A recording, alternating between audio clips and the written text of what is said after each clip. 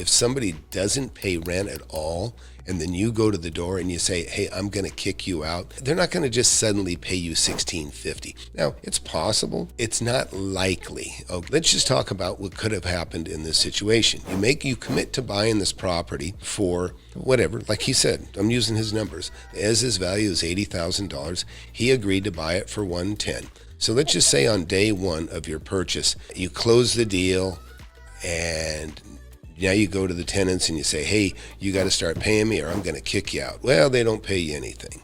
And so now it takes you a month. And you'd be lucky. Let's just say a month goes by and now you get them kicked out. Well, now they're kicked out.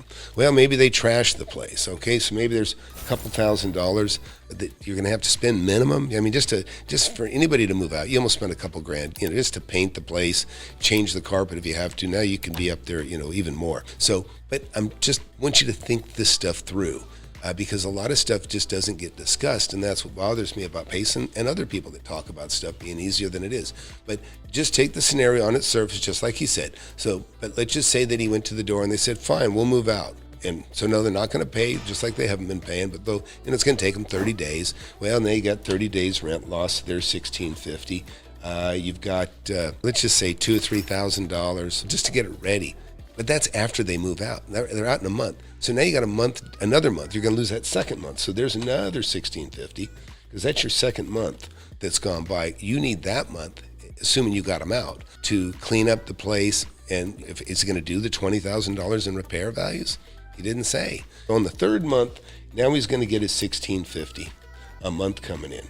But he's already lost $2,500 in make-ready repairs, $2,000 in the closing costs that he didn't discuss, $1,650 for the month it took to get him out, and a month to get the unit ready. And I think these are all reasonable numbers.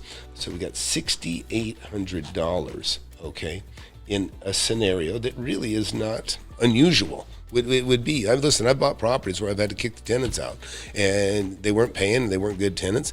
Let's say you had that situation. By the way, air conditioner goes out. I can show you a receipt. I got 2 receipts here on my computer. One for $12,000, and I think the other one's for $8,000 or $9,000. That's just 2 air conditioners in a couple of my properties that I had replaced just this last week. Let's just say you go, you know what? The economy's not going up, and this isn't such a zero down deal anymore because I've got this issue I didn't think I was going to have. I want to sell it. Well, now you got a property. Guess what? That you owe $110,000 on, and it's only worth $80,000. Who are you going to sell it to? Who are you going to sell it to? In other words, you should have a hedge. When you go buying a property, you should have a hedge in order to get out. And that's what I always have. I always have a hedge. When I buy property, I buy property under market.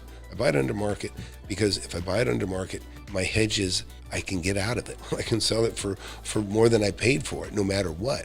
So I don't like this deal. I don't like his zero down scenario. It's just a very, very optimistic view and it only works if the values go up. I guess he could say he doesn't, he said, actually, what he said? He said he didn't care if the values go up. Now that is very interesting because guess what? That's all a bank respects is equity.